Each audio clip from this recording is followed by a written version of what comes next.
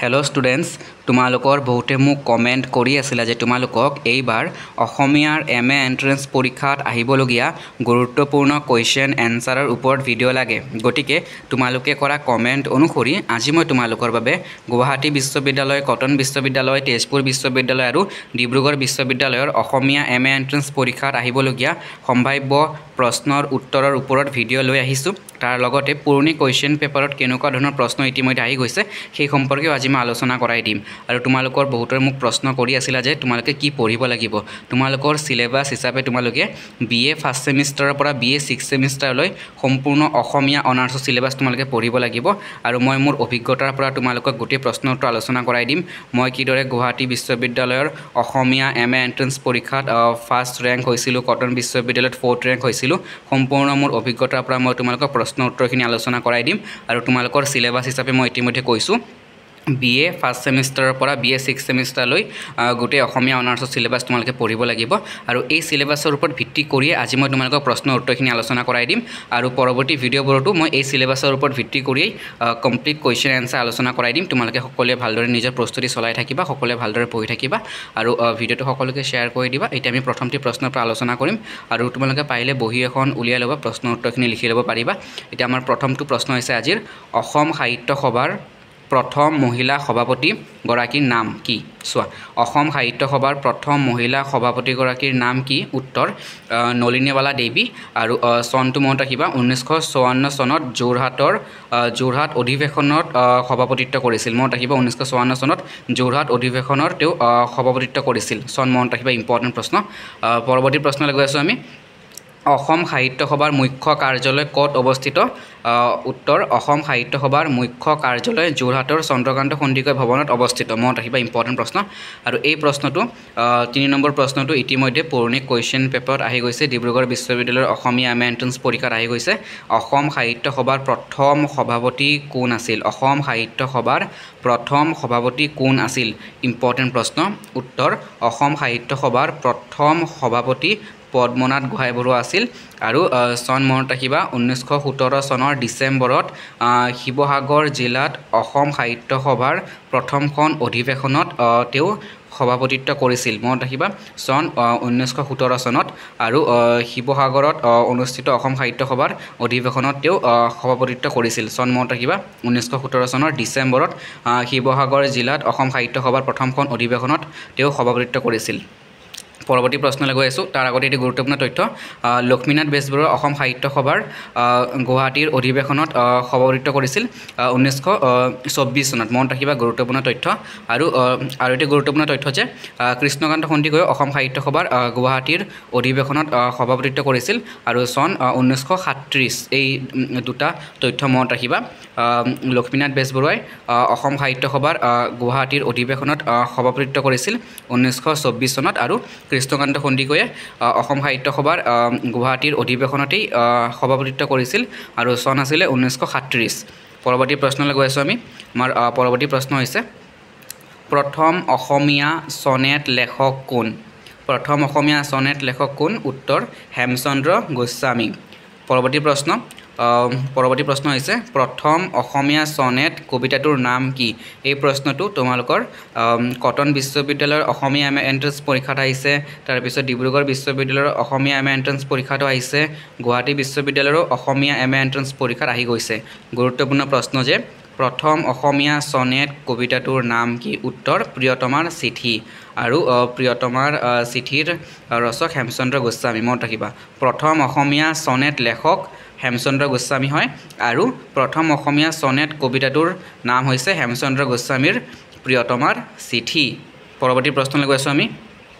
পৰৱৰ্তী প্ৰশ্ন হৈছে, পদ্মনাথ গোহাঁই বৰুৱাৰ একমাত্ৰ পৌৰাণিক নাটখনৰ নাম কি? বাণ ৰজা। মনত ৰাখিবা, পদ্মনাথ গোহাঁই বৰুৱাৰ একমাত্ৰ পৌৰাণিক নাটখনৰ নাম হৈছে বাণ ৰজা। পৰৱৰ্তী প্ৰশ্নলৈ গৈ আছোঁ আমি। আমাৰ পৰৱৰ্তী প্ৰশ্ন হৈছে, ৰঘুনাথ চৌধুৰীৰ একমাত্ৰ কথা কবিতাৰ পুথিখনৰ নাম কি? ৰঘুনাথ চৌধুৰীৰ একমাত্ৰ কথা কবিতাৰ পুথিখনৰ নাম নৱমল্লিকা। মনত ৰাখিবা, নৱমল্লিকা।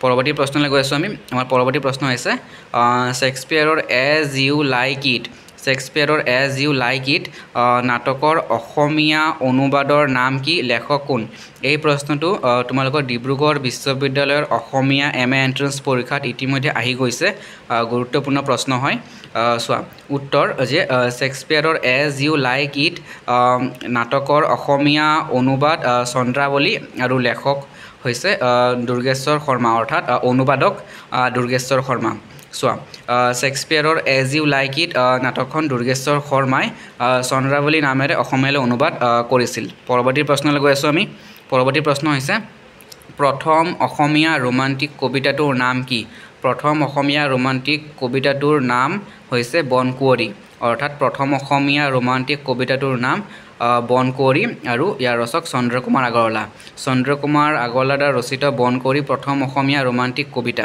পৰৱৰ্তী প্ৰশ্নলৈ গৈ আছোঁ আমি পৰৱৰ্তী প্ৰশ্ন হৈছে লক্ষ্মীনাথ বেজবৰুৱাৰ প্ৰথম কবিতা পুথিখনৰ নাম কি লক্ষ্মীনাথ বেজবৰুৱাৰ প্ৰথম কবিতা পুথিখনৰ নাম কদমকলি পৰৱৰ্তী প্ৰশ্নলৈ গৈ আছোঁ আমি পৰৱৰ্তী প্ৰশ্ন হৈছে জ্যোতিপ্ৰসাদ আগৰৱালাৰ প্ৰথম নাটখনৰ নাম কি শোণিতকুঁৱৰী জ্যোতিপ্ৰসাদ আগৰৱালাৰ প্ৰথম নাটখনৰ নাম শোণিতকুঁৱৰী জ্যোতিপ্ৰসাদ আগৰৱালাই শোণিতকুঁৱৰী নাটকৰ উপৰিও কাৰেঙৰ লিগিৰি ৰূপালীম লভিতা কেইবাখনো নাট তেওঁ ৰচনা কৰিছে কিন্তু শোণিতকুঁৱৰী প্ৰথম নাট হয় মনত ৰাখিবা জ্যোতিপ্ৰসাদ আগৰৱালাৰ প্ৰথম নাটখনৰ নাম হৈছে শোণিতকুঁৱৰী পৰৱৰ্তী প্ৰশ্নলৈ গৈ আছোঁ আমি আমাৰ পৰৱৰ্তী প্ৰশ্ন হৈছে দীননাথ শৰ্মাৰ শ্ৰেষ্ঠ উপন্যাসখনৰ নাম কি দীননাথ শৰ্মাৰ শ্ৰেষ্ঠ উপন্যাসখনৰ নাম নদাই মনত ৰাখিবা নদাই পৰৱৰ্তী প্ৰশ্নলৈ গৈ আছোঁ আমি পৰৱৰ্তী প্ৰশ্ন হৈছে আজিৰ মানুহ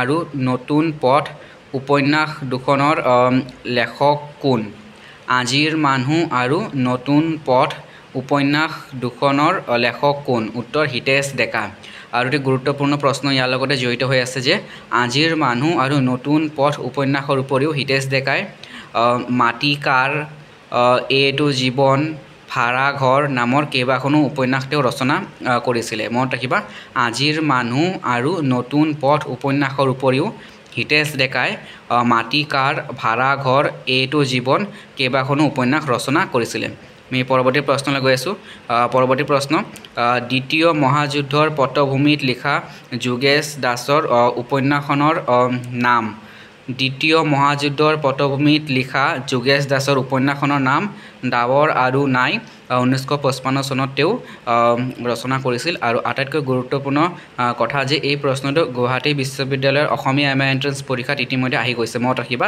দ্বিতীয় মহাযুদ্ধৰ বা বিশ্বযুদ্ধৰ পটভূমিত লিখা যোগেশ দাসৰ উপন্যাসখনৰ নাম ডাৱৰ আৰু নাই আৰু 1955 চনত এখন ৰচনা কৰিছিল আমি পৰৱৰ্তী প্ৰশ্নলৈ গৈ আছোঁ আমাৰ পৰৱৰ্তী প্ৰশ্ন হৈছে যে আন্ধাৰৰ আৰে আৰে পপিয়া তৰা ত্ৰিবেণী পৃথিৱীৰ অসুখ আদি গল্পকাৰ কোন আদিৰ গল্পকাৰ যোগেশ দাস আন্ধাৰৰ আৰে আৰে পপিয়া তৰা ত্ৰিবেণী পৃথিৱীৰ অসুখ আদিৰ গল্পকাৰ হৈছে যোগেশ দাস আৰু পৃথিৱীৰ অসুখ গল্প সংকলনৰ বাবে যোগেশ দাসে সাহিত্য একাডেমী বঁটা লাভ কৰিছিলে ইয়াৰ উপৰিও আৰু এটি গুৰুত্বপূৰ্ণ তথ্য ইয়াৰ লগতে জড়িত হৈ আছে যে তোমালোকৰ প্ৰশ্ন আছিলে যে অসমীয়া MA এন্ট্ৰেন্স পৰীক্ষাৰ বাবে কিদৰে প্ৰস্তুতি চলাব লাগে তোমালোকে প্ৰাক-শংকৰী যুগৰ পৰা আৰম্ভ কৰি তোমালোকে অসমীয়া ভাষাৰ উৎপত্তি আৰু ক্ৰমবিকাশৰ ধাৰা সম্পৰ্কে তোমালোকে পঢ়িব লাগিব তাৰপিছত প্ৰাক-শংকৰী যুগ শংকৰী যুগ তাৰপিছত তোমালোকে উত্তৰ শংকৰী যুগ তাৰপিছত তোমালোকে অসমীয়া গদ্য সাহিত্যৰ জনক কোন ভট্টদেৱ এই প্ৰশ্নটো ইতিমধ্যে তোমালোকৰ দুবাৰ আহি গৈছিলে গুৱাহাটী বিশ্ববিদ্যালয়ৰ অসমীয়া MA এন্ট্ৰেন্স পৰীক্ষাটো আহিছিলে আৰু তোমালোকৰ কটন বিশ্ববিদ্যালয়ৰ অসমীয়া MA এন্ট্ৰেন্স পৰীক্ষাটো আহিছিলে আৰু ডিব্ৰুগড় বিশ্ববিদ্যালয়ৰ অসমীয়া MA এন্ট্ৰেন্স পৰীক্ষাত আহিছিলে আৰু তাৰ উপৰিও অসমীয়া গদ্য সাহিত্যৰ জনক অৰ্থাৎ ভট্টদেৱৰ ওপৰতো প্ৰশ্ন হয় তাৰপিছত অৰুণোদয়